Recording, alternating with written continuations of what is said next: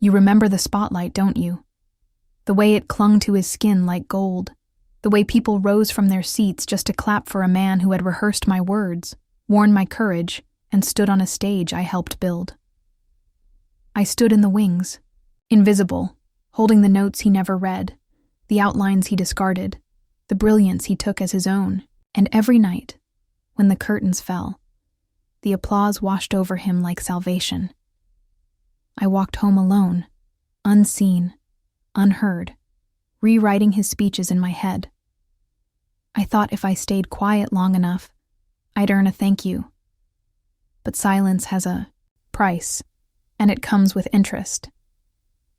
They say the truth sets you free, but what they don't say is how long you have to rot in a lie before that key finds its way to your hands. The key, in my case, was ink. Not red like shame or black like blame, but blue like bruises under the skin of memory. I opened my laptop not to write a bestseller, but to survive. I needed to see my story on a page, needed it to breathe so I could.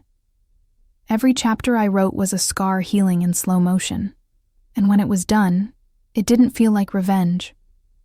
It felt like resurrection. He was always good at pretending, good at making people believe he was the genius, the victim, the charming storm that everyone excused. At first, I played along. I laughed at the jokes that hurt me, clapped at the stories that erased me. But slowly, I became the ghost of my own ambition. Every time I stepped forward, someone whispered, "Don't outshine him." So I dimmed. I became the quiet girl in the corner who held the team together with silence and caffeine. He burned bright, I burned out, and no one noticed. Until they did. Years later, someone found the manuscript on my desk. Unfinished, unfiltered, and unmistakably mine. They read the opening line and said, "Is this his story?" And I smiled, bitter and slow, because finally someone saw what I had carried for years. It wasn't his story. It was mine, rewritten in his voice, molded to his convenience. I had ghostwritten not just his speeches, but my own erasure. And now, for the first time, I was writing in mine. My voice cracked, but it spoke. People asked me why I waited, why I didn't speak up when it mattered. But what they don't understand is, when you're the scapegoat, you lose more than your voice. You lose your name, your reflection, your right to be believed. I spent years apologizing for things I hadn't done, shouldering shame like a uniform. It was easier to say I'm sorry than to scream, "That was never me." And when I finally did speak, the truth wasn't loud. It whispered, like a candle lit in a storm. Small, flickering, but impossible to ignore. He was the golden boy. Every office has one. The man who walks into a room and people tilt their heads just to catch his grin. He had a gift for charm, and I had a gift for ideas. But charisma pays better than competence. So while he gave interviews, I gave up sleep. While he signed books, I signed NDAs. And when the team won the award, he got the stage. I got the fine print. I remember standing in the back of the auditorium, clapping until my palms hurt, smiling like it didn't. But I wasn't bitter, not yet. Bitterness grows slowly, like mold in a forgotten room. It needs darkness, silence, and time. I gave it all 3. The turning point wasn't dramatic. It wasn't a scandal, a betrayal, or a public meltdown. It was a Tuesday. I walked into the break room and heard him tell my joke. And everyone laughed like he invented fire. That's when I realized it wasn't about credit. It was about identity. Piece by piece, he had taken mine and stitched it into his image. And I had let him. There were days I tried to speak up. I'd raise my hand in meetings, offer an idea, only to watch it circle the table and land in his lap. People would nod when he said it, frown when I did. It wasn't just him. It was the system that taught people to see brilliance in a blazer and ignore it in a blouse. So I adapted. I stopped trying to shine and focused on surviving. I took pride in the background work, in the way I could build a masterpiece and walk away like it wasn't mine. Until one day, I couldn't. The night I started writing the book, I didn't even know it would become a book. I just needed to get it out. I typed until my fingers ached, until the screen blurred from tears. It wasn't a story. It was a confession, a purge, a scream without sound. And the deeper I went, the more I remembered. The meetings, the manipulation, the months I spent convincing myself I was lucky just to be included. But now, I was writing the version where I mattered, where I wasn't a footnote in someone else's glory. And something strange happened. The more I wrote, the more I became myself again. Not the self they trained me to be, not the apologetic shadow, but the girl who once believed her thoughts could move the world. I didn't care if anyone read it. I didn't care if it sold. I cared that it existed, that my version of the story had weight, that for once my name would sit on the cover, not buried in the acknowledgments. The applause never reached me, but now the truth might. When the book was finally done, I stared at the last page for hours. It didn't end with revenge or even justice. It ended with a quiet reclaiming of my mind, my time, my truth. I didn't name him directly. I didn't have to. Every story dripped with familiarity, every chapter a mirror he couldn't avoid. People close to him read it and knew. And still, I braced for denial, for gaslighting, for silence followed by character assassination. Because that's what always came next. Not accountability, but erasure. The first email came 3 days after publication. A former colleague. She wrote, "I knew something was wrong, but I never had the words for it. You gave me the words." And just like that, my silence became a signal fire. Others followed. Women who had written speeches, code, entire strategies, all hidden behind men who smiled for cameras. Each message was a knot untied in my chest. I had always believed I was alone in the betrayal. Now I saw I was part of a pattern. And maybe, just maybe, I was the first crack in the mask. But not everyone was grateful. His followers, his inner circle, the people who owed their reputations to his illusion, they attacked. Not with facts, but with phrases like bitter, ungrateful, jealous. Words that turn truth into drama, reality into overreaction. One even said, "She's just trying to stay relevant." As if a woman telling her own story was some cheap stunt. As if my erasure had made me famous. I didn't respond. I didn't need to. My story was no longer a secret. And secrets lose their power when spoken out loud. What hurt most wasn't their doubt. It was the realization that some of them knew. They had seen the cracks, heard the lies, watched the theft, and stayed silent because it benefited them. I used to believe the truth would win because it was true. But now I know. The truth only wins when someone is brave enough to lose everything to tell it. And I had already lost everything once. My career, my peace, my sense of worth. This time, I had nothing left to protect, only something to reclaim. They called the book raw, uncomfortable, dangerous. But I called it mine. I had spent years walking on eggshells, filtering my brilliance, translating my rage into politeness. The book was the opposite. It didn't beg for approval. It didn't apologize. It stood like I never had, firm, honest, undeniable. And when people asked if it was his story, I smiled again. "No," I said. "This is the story of the woman who built the stage, handed him the mic, and finally, walked away before the curtain fell." The media came slowly, cautiously. One journalist reached out, unsure if I wanted to talk. I said yes, not because I craved attention, but because I was done hiding. We met in a quiet cafe. She asked me, "Do you think he ever loved you?" I paused. Not because I didn't know the answer, but because I had stopped caring about it. "He loved what I could do for him," I said. "Not who I was." There was power in saying it aloud. Power in separating love from use. In drawing that final, irreversible line. Old friends resurfaced, some with guilt in their eyes, some with curiosity. "Why didn't you say anything back then?" they asked, as if I hadn't tried, as if the silence was mine alone.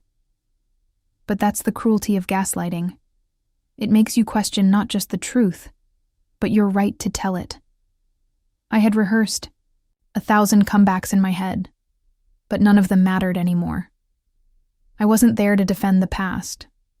I was there to reclaim the present. And I had no room left for guilt that wasn't mine. He, of course, issued a statement. It was cold, corporate and calculated, a performance disguised as grace. "I respect her journey," he wrote, "and I wish her well." No denial, no apology, just enough ambiguity to keep his hands clean. But the truth doesn't need his permission to exist. His silence, once a weapon, was now a coffin. And every reader that picked up my book was a nail in the illusion he built. I didn't want to ruin him. I wanted to reveal me. And the two were never mutually exclusive. Some readers cried. Some got angry. Some said they saw themselves in every line. That's when I realized the story had outgrown me. It had become a mirror for women who had given too much, stayed too quiet, carried too many names that weren't theirs. I had written for myself, but it landed in the hearts of strangers. That's what truth does. It echoes. Not always loudly, but deeply. And once it finds a home in someone else, it can't be undone. And as for me, I kept writing. Not for revenge, not for justice, but because it was the first time I felt whole. The applause never mattered. The blame no longer stung. What mattered was this. I had told the truth, and this time, no one could take it from me. I used to envy the applause, the thunder of hands colliding for someone who hadn't bled for the brilliance he wore. But now I see it for what it was, a performance, a carefully curated act where I was cast as the assistant, the background, the silence that made his noise seem noble. They clapped because they didn't know. They clapped because I stayed quiet. But applause fades. Truth doesn't. And when people finished reading my story, they didn't clap. They paused. And sometimes, a pause says more. There were moments, while writing when I almost deleted everything, the shame would creep in, whispering, "Who do you think you are?" And I'd freeze, hands trembling over the keyboard. Years of conditioning don't dissolve with a single decision. But each time I stayed, each time I kept writing, I won a small war inside me. The war between the version of me they trained, compliant, forgettable, and the woman I was becoming, unapologetic, vivid, true. I wrote scared, but I wrote anyway. He once told me, "You're too emotional to lead." I remember that sentence because it broke something in me. Not just the words, but the way he said it. Calm, condescending, final. As if logic lived. In his bones and feelings were a flaw. But now I understand. Emotion isn't a weakness. It's a record. My emotion remembered everything he wanted me to forget. The meetings, the credit stolen, the gaslight flickering just enough to make me doubt my own fire. And now, every page I wrote burned that lie away. I didn't expect success. I didn't write to climb. I wrote to breathe. But somehow, the book climbed anyway. It reached lists. It started conversations. Book clubs dissected it. Podcasts quoted it. And still, people asked, did that really happen? As if women wake up one day and invent betrayal for fun, as if stories like mine are fiction unless a man confirms them. I stopped answering. I didn't need to prove pain. I had survived it. And survival is a language I now speak fluently. The publisher called one morning, breathless. "You've been nominated." I blinked. For what? Non-fiction of the year. My heart didn't race. It steadied. Not because I didn't care, but because I finally understood something deep.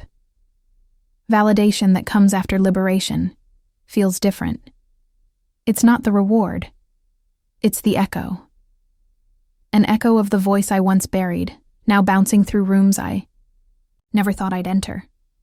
And this time, I'd walk in with my own name on the door. At the award ceremony, I wore black. Not to mourn, but to mark rebirth. The dress didn't scream. It whispered confidence, quiet and strong. I walked past faces that once overlooked me, past smiles that once ignored my own. He was there, of course, alone, in the third row. Our eyes met for a second, but I didn't flinch. I had no message for him, no revenge to offer. I wasn't there for him. I was there for the girl I used to be, the one who stayed behind the curtain, dreaming of one honest line.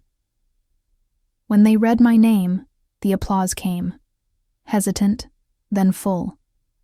But this time, I didn't need it. I stepped on stage not for approval, but as proof. Proof that truth survives shame. That a woman silenced isn't a woman erased. I didn't give a speech. I read an excerpt. Just one paragraph, written in the dark, now spoken in the light. And when I looked up, I didn't see an audience. I saw witnesses. People who knew what it meant to carry a story for too long. People who understood the cost of silence. Afterward, people lined up to speak to me.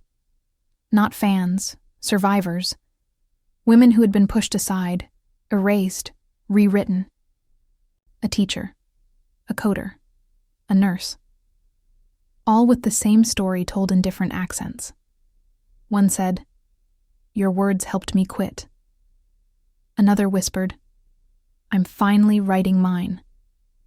That night, I realized I had started something far bigger than a book. I had given permission. And sometimes, that's the most radical act of all, to show others they can speak without asking. I passed by him on the way out. He said nothing, just looked at me like I was unfamiliar. And maybe I was.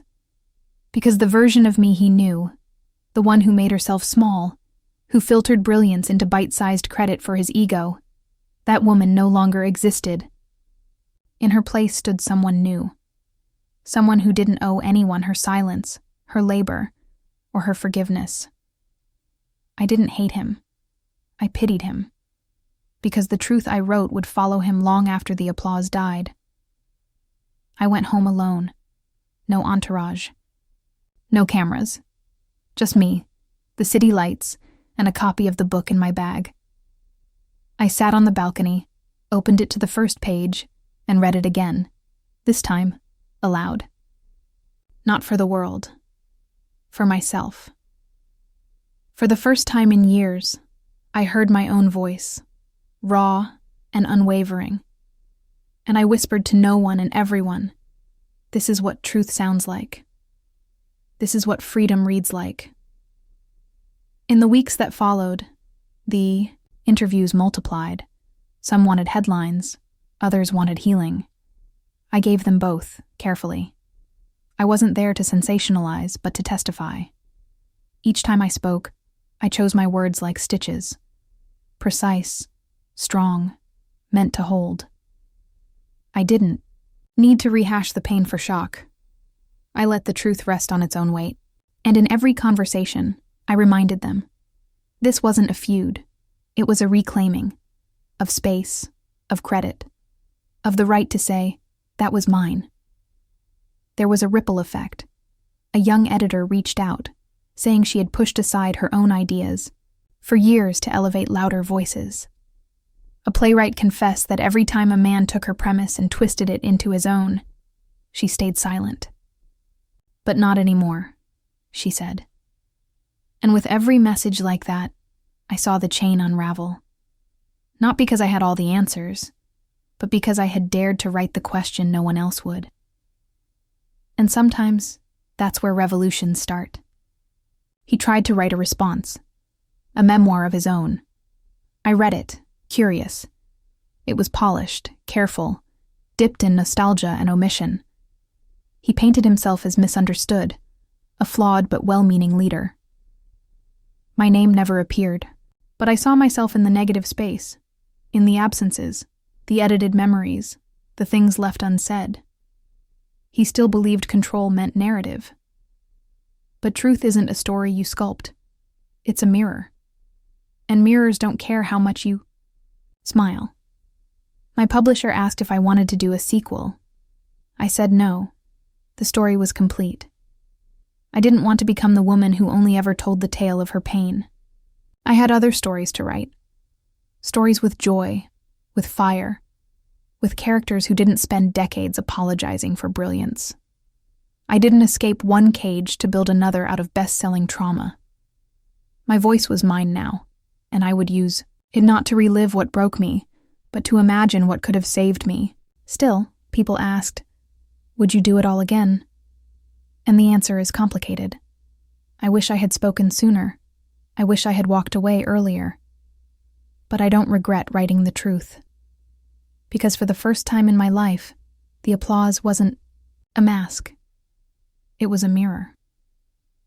And when I looked into it, I finally saw her.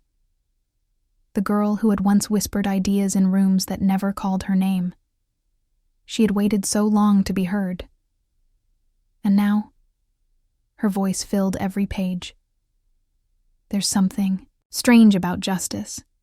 It rarely looks like a courtroom or a confession. Sometimes it looks like walking into a bookstore and seeing your name in the front window. Sometimes it's an email from a stranger who says, "Because of you, I stayed," or left, or lived.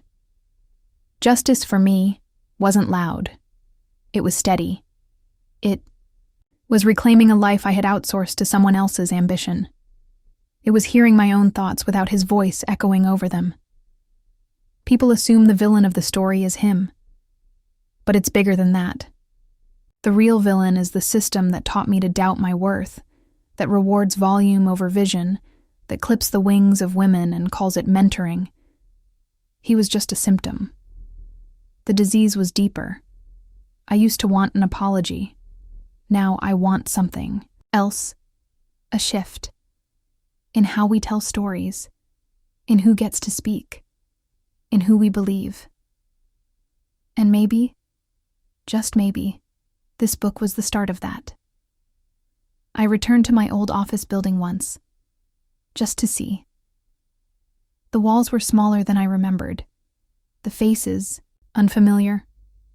I wasn't nervous. I was curious. I passed by the conference room where I once sat in silence while he pitched my proposal. It looked like any other room, but I remembered the way my hands had clenched, the way my voice had curled back down my throat. I stood there, not as a ghost, but as a witness. And I whispered, "Not anymore." I left a copy of the book at the reception desk.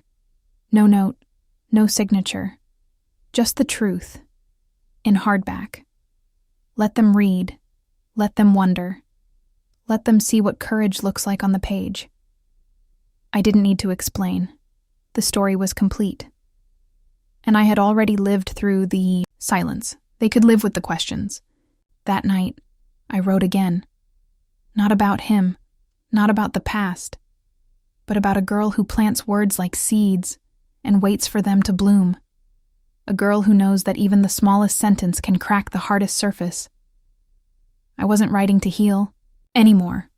I was writing to build, and this time, I wouldn't hand the blueprint to anyone else. Months passed. The book kept selling, but I stopped checking the numbers. I measured impact differently now, in the quiet moments, in the letters from girls who said, "I thought I was crazy, but now I know I was just unheard."